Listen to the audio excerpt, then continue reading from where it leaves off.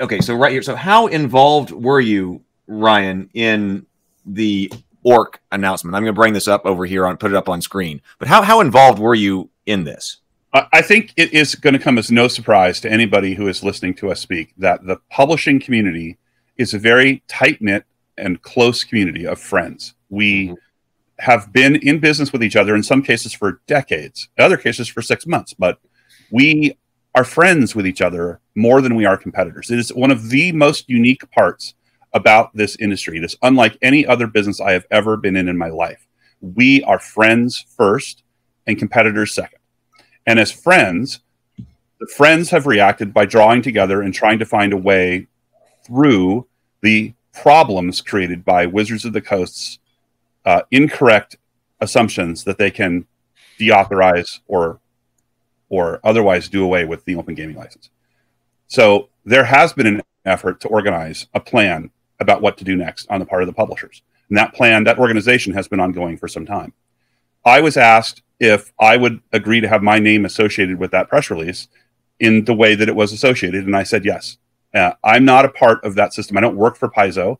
I have never published anything with the open gaming license. I'm not a party to it myself personally. So to the degree that they said that I had participated in the brainstorming process or the thinking behind the license, whatever they said about me, that's all true. But that effort is being undertaken by the companies that are involved, and I am not one of those people that is actually involved in that process.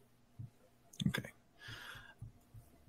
So one question I would have is, should we have anticipated this, like Paizo's move here? Because in retrospect, I go, oh my God, something like the announcement like this should have been anticipated, because the community has a history about going and playing Pathfinder from Paizo when they don't like what Dungeons and Dragons is doing already, right? That's in, and that Paizo has come, and I wasn't personally playing at 4th edition, so I didn't personally experience that because I was not just gaming at the time; I was out of it.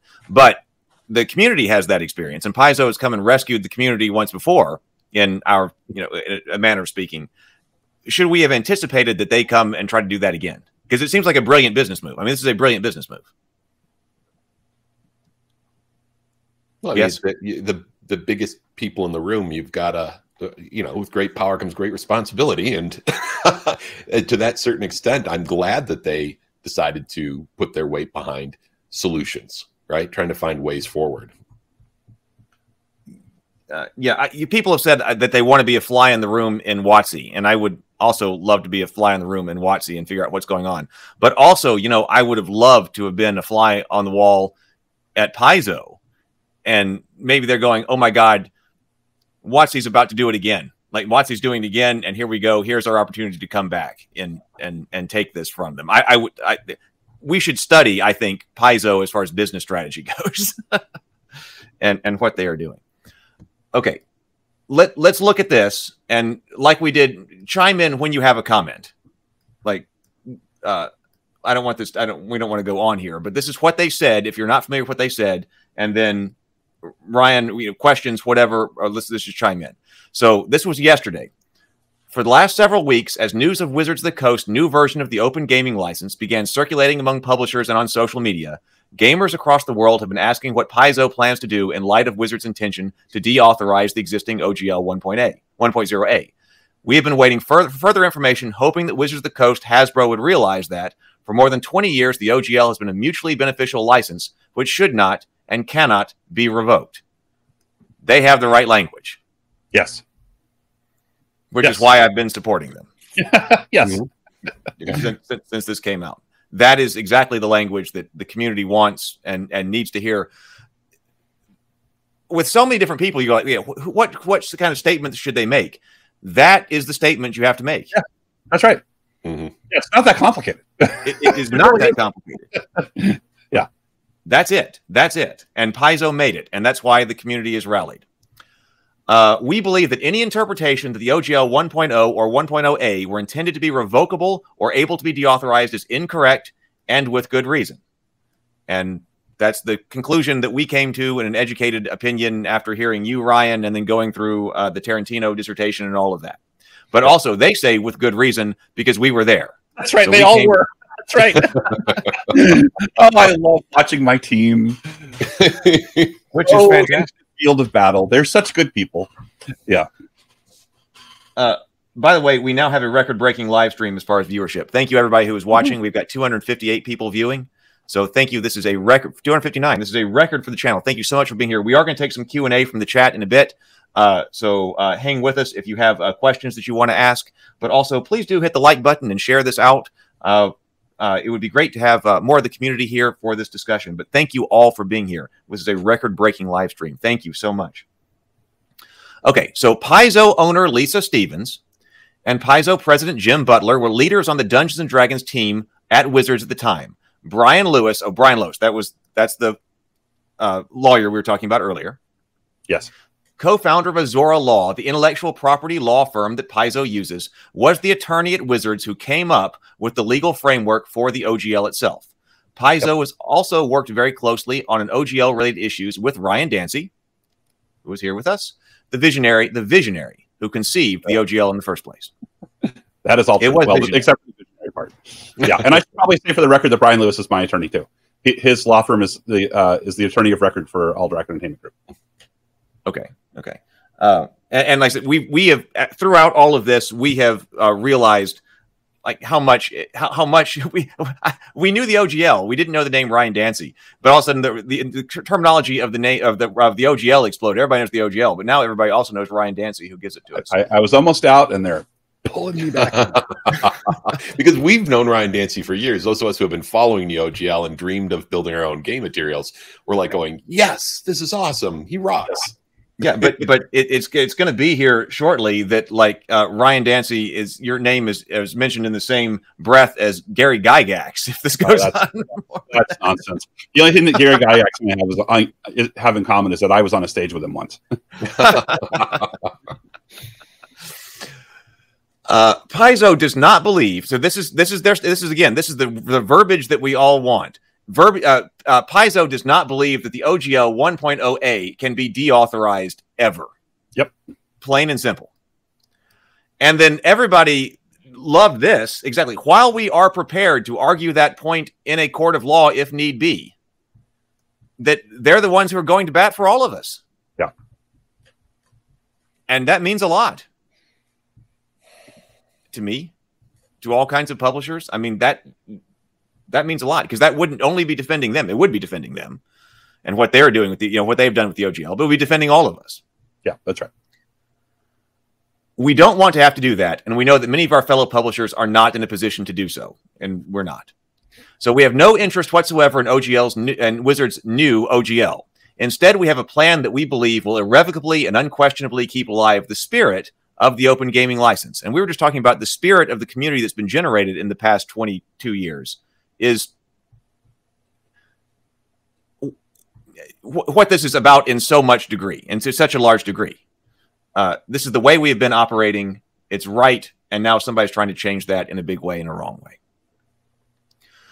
As Paizo has evolved, the parts of the OGL that we ourselves value have changed. When we needed to quickly bring about Pathfinder's first edition to continue publishing our most popular monthly adventures back in 2008, using Wizards language was important and expeditious.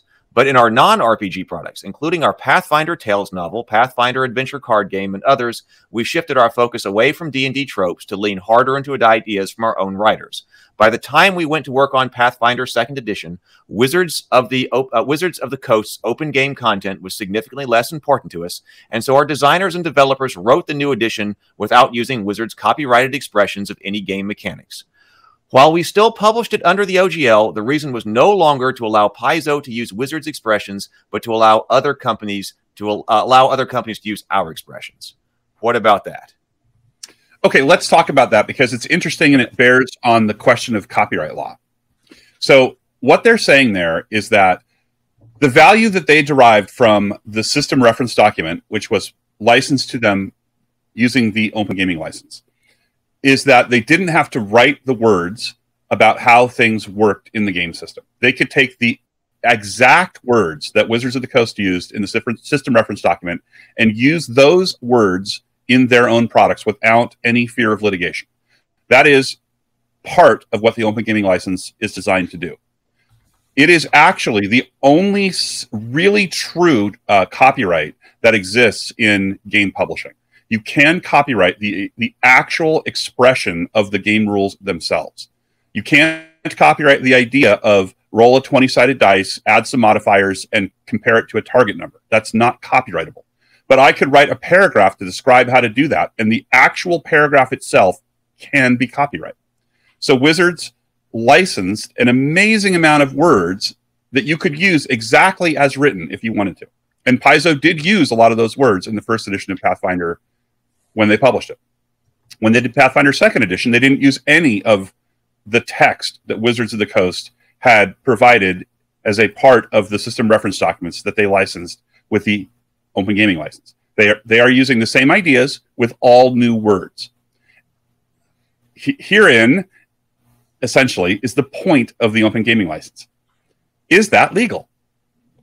Well, the Open Gaming License says you don't have to worry about it. You just don't have to have the argument. Maybe it's legal, maybe it isn't. That would be something that you would have to fight over in a court of law if there was a dispute. With the Open Gaming License, you don't have to have that fight. The Open Gaming License says it's completely okay. As long as you use the Open Gaming License and follow its conditions, terms, and provide the same rights to anybody who gets that work from you, you are okay. What Paizo is saying in this sentence is, essentially, we don't need it. We don't need the Open Gaming License. We don't need the system reference document. We wrote a role-playing game that doesn't use any of Wizards of the Coast's copyrighted expression. And therefore, we don't need the Open Gaming License. That's the argument they're making in that sentence. That's a pretty big argument, but that's the argument they're making in that sentence. Ryan, I have a question for you. I mean, one of my concerns is, and I know none of us are lawyers here. I don't think you're a lawyer. I'm not an attorney. I'm married one, but but, you know, one of my concerns is I think about the way that, you know, case law from years and decades ago oftentimes doesn't apply to modern technology. And what I picture someone doing is stepping up and saying, here's the 2-page Monopoly rules, and here's the 360-page rule book for our game. And this is source code. This is like software source code, and that 100%. Is IP, and that is copyrightable. And I worry about them being able to win that fight. Yes, that has always been the worry. Look, this is one of the things that's kind of ironic about our business. Every single person who publishes a role-playing game, every company that publishes a role-playing game that is above a certain size, absolutely believes they have the right to use the copyright law to limit your ability to use those rules to make products that are essentially compatible with their role-playing game. They all believe that. This is not a Wizards of the Coast thing. Every publisher of a role-playing game above a certain size, 100% believes that is true. And they have licensed games and game rules to each other almost since the dawn of the role-playing game as a concept. It is not a weird Wizards of the Coast thing. It is a universal assumption. It might be wrong, but it is universal. The assumption is universal, right? And the threat of litigation is ever present. And there has been litigation. Wizards of the Coast was involved in litigation over this exact question at the very dawn of the company. So if you are a person who wants to publish a role-playing game, or if you are an investor in a company that wants to publish a role-playing game, you don't want the risk. We could have philosophical arguments all day about whether it's real or not. What's real is that you could get sued. You might lose, you might win, but you could get sued. And nobody wants to be sued. So the Open Gaming License just solves the problem. It says, no suits, no lawsuits. As long as everybody plays by these rules, there won't be litigation. There just won't be. So you can go out and raise money to invest in a game company. You can spend your life savings on a game company. And you, as long as you follow these rules, you don't have to worry about being sued on this matter, this question about, can I make a derivative work of a role-playing game without permission of the copyright holder? The Open Gaming License says, don't worry about it. It's not a problem. And here also, which I was not aware of with Pathfinder 2nd Edition until all of this past week, because I've been getting into Pathfinder because of all of this and trying to learn how to play. But when we were talking about different trees being planted in the whole forest that is OGL, this means that Pathfinder 2nd Edition is another huge tree. I mean, there are all kinds of small trees. That's exactly D&D SRD is a big one, but this means that Pathfinder Second Edition is a giant tree there. That's the argument they're making. Yes. Okay, we're going to get back to that point after this. I've got it, but we're going to go through this. But I've got a springboard off of that. But Paizo continues to say, we believe, as we have always have, that open gaming makes games better, improves profitability for all involved, and enriches the community of gamers who participate in this amazing hobby. And so we invite gamers from all around the world to join us as we begin the next great chapter of open gaming with the release of a new, open, perpetual, and they added this word, irrevocable in italics, open RPG creative license, or ORC. Yes. The branding here is also a stroke of genius. That's right. I laughed out loud, like actually laughing out loud when I read that. And I went, oh my God, it's called ORC. I love that. So they're also branding experts over there. I mean, because we were talked about earlier in that the we got the SRD and everything with the OGL, but it was a business decision on the part of Wizards of the Coast. This is also a business decision on the part of Paizo.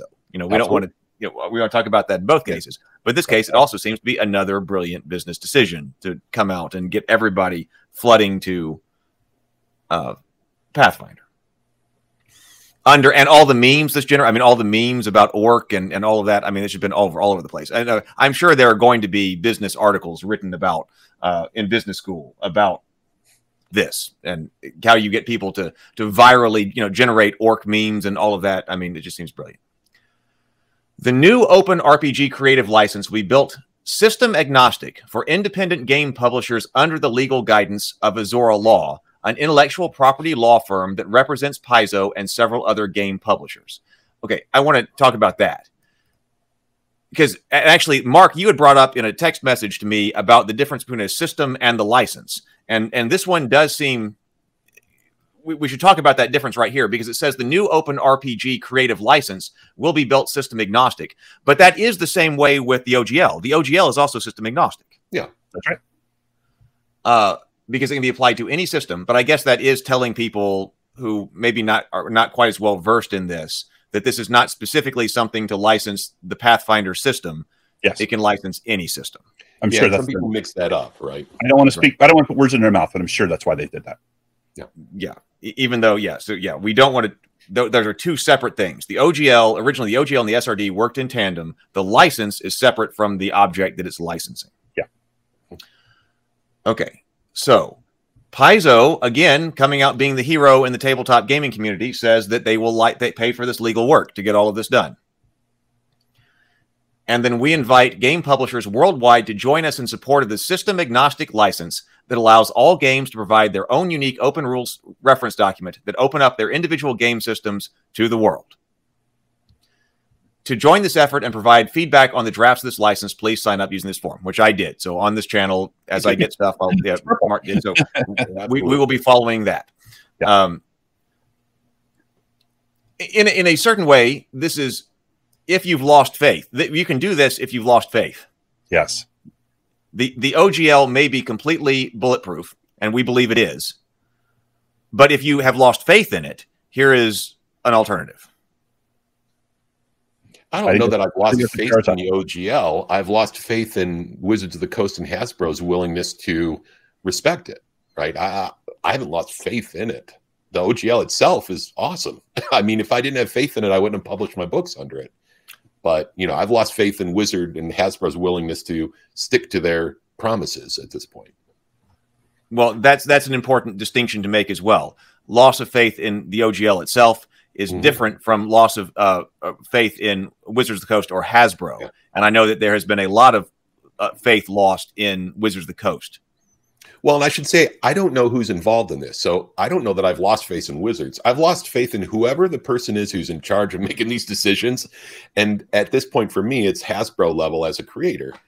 But I don't know who, because I know there's a lot of really good people working at Wizards doing really cool stuff. I respect them, and I bet they're fighting tooth and nail, just sitting there going like, oh my God, why are they doing this? Yeah, I was, yes. So that's another great distinction to make. When I was saying lost faith in Wizards, I was definitely talking about the business structure, the board business decision makers, and what they're going to do. Yes. Yeah. Okay, so in addition to Paizo, Kobold Press, Chaosium, Legendary Games, and a growing list of publishers have already agreed to participate in the Open RPG Creative License, and in the coming days, we hope and expect to add substantially to this group.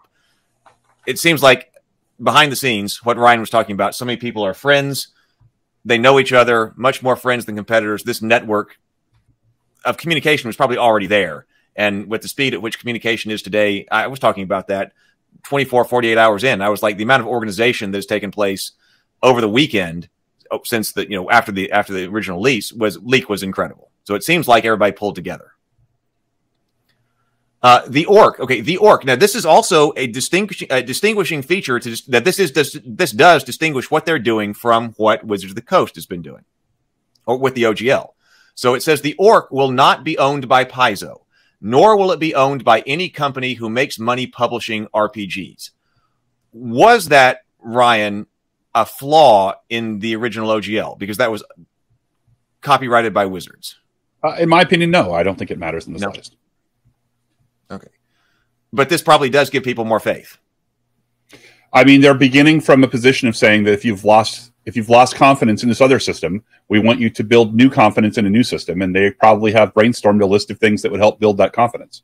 So it's harmless, and it passes a Hippocratic test. It does no harm. Maybe it's good, but it does no harm. Okay. So Azora Law's ownership of the process and stewardship should provide a safe harbor against any company being bought, sold, or changing management in the future, attempting to rescind rights or nullify sections of the license. This is the same point we were just making. Right? Ultimately, we plan to find a nonprofit with a history of open source values to own this license, such as the Linux Foundation. Again, I think if it does no harm, it certainly adds, I think it does add faith. So again, good business move. Good business move. Right. Okay. Now, of course, this tells you what goes on with Pathfinder specifically. Of course, Paizo plans to continue publishing Pathfinder and Starfinder even as we move away from the open gaming license. Since months worth of products are still at the printer, you will see the familiar OGL 1.0A in the back of our products for a while yet. While the open RPG creative license is being finalized, we'll be printing Pathfinder and Starfinder products. I thought it was interesting, without any license. And then we'll add the finished license to those products when the new license is complete, which I don't give a date on. There's no date on that yet here. And then they do actually, so this part is telling you to go and support Pathfinder and Starfinder. And hey, we should say use the Open Gaming discount code.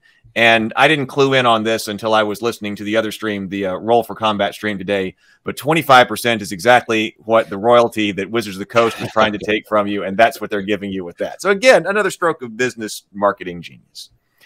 And they say, we'll be there at your side. You can count on us not to go back on our word forever. Ending very strongly.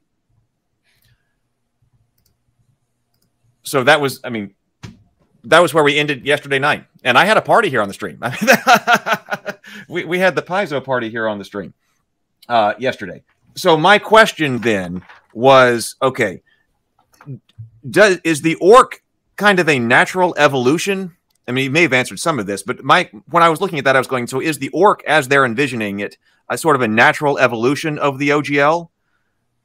Does it not at least seem to provide some advantages that the other one did not? We were talking about perception, and perception matters as far as faith and things like that, given what's happened, that it may provide new advantages that the other one didn't and a reason to publish under it. Is this a natural evolution? Okay. I'm going to say that rule number one of opposing a powerful force is don't damage your allies. So I have nothing to say about Orc.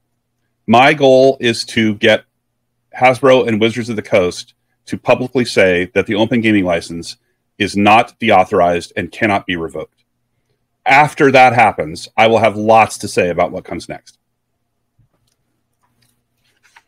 Fair enough. I think that's a great statement. And that is how we started off this stream. If you're just joining in, that is how we started off this stream. We said that is, in fact, the goal and why we are still here and why we're talking about it. Because the statement from Wizards of the Coast, which we will get into, I believe that's next, is not what we considered acceptable. And so we did not accept that because it doesn't contain the language that acknowledges that they acknowledge that that's the case, that it is not irrevocable. So yes, that is why we are here. It does bring up the point that you talk. So yeah, fair enough point. I mean, perfect point. Excellent. So, but it does bring up the point that you talked about on another stream, specifically here, that what is the value of a license?